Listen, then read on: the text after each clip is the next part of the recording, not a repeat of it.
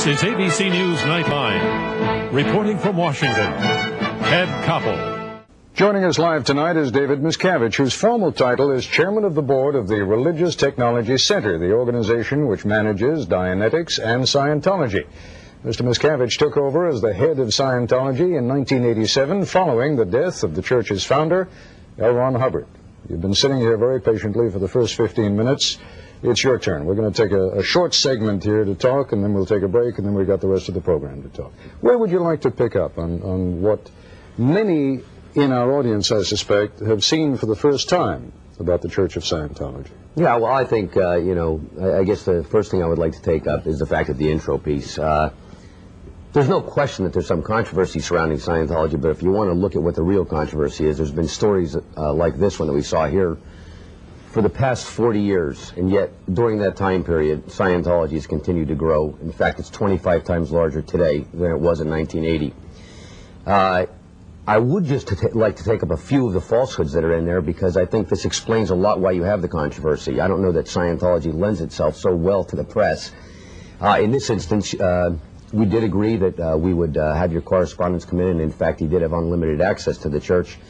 But then you get a piece like this. For instance, something that isn't mentioned in there is that every single detractor on there is part of a religious hate group called Cult Awareness Network, and their sister group called American Family Foundation. Now, I don't know if you've heard of these people, but it's the same as the KKK would be with the blacks. I think if you interviewed a neo-Nazi and asked them to talk about the Jews, you would get a similar result to what you have here. The thing I find disingenuous is that it's not commented upon, and yet, in fact, your correspondent Forrest and Deanna Lee were aware of this fact.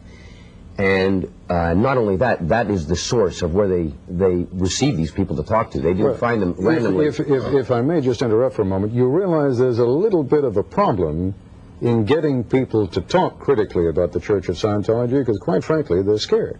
Oh, no. Let me explain something to you. The most disingenuous thing is that you have those people. Now, let's not give the American public the wrong impression that these are people that randomly were pulled in from around the world and that they decide to talk against Scientology. Those people aren't scared, and they've been loudly speaking in the press. You showed me a book you had before the show that has many detractors. Same ones. So they're not really frightened. That's a good story. Actually, that wasn't a book. It was a collection of articles that has been written about you. But the same people are quoted. No, what I was saying is the reason, perhaps, that we only hear from those folks is that there are a lot of other people who might be considered detractors of the church, and they, who do not belong to any organization, are quite frankly afraid to come out and speak. Well, I'm sorry. That story doesn't hold water, because I'll tell you, from my perspective, the person getting harassed is myself and the church. Let me give you an example. We did make access possible for Forrest. That isn't to say that he took advantage of it, Ted. For instance, the subject of money comes up. It comes up routinely, and I'm sure we might bring it up later on in this show. But I, in fact, had the highest contributors of Scientology gathered up so that Forrest could interview them to ask them why they gave money to the church and how much they had. And believe me, it's larger figures than these people are talking about. He told me he didn't have time. I said, please, I mean, they're here. He said, no, I don't have time. I don't want to see them. I offered for him to go down to our church headquarters in Clearwater, Florida, where 2,000 parishioners are there at any given time from all over the world. In other words, he would get a cross-selection, people from Germany, England, California, Florida, Spain, Italy, you name it. Didn't want to go, didn't have time.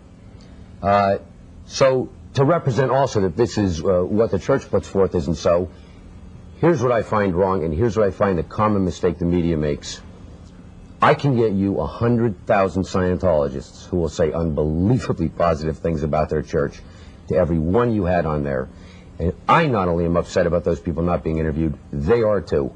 And the funny thing about it, and why you find us not really being that willing to speak to the media, is because not just myself, any Scientologist will open up a paper, will watch this program, they're probably laughing right now, saying, that isn't Scientology. That's what makes media. Media is controversy. I understand that.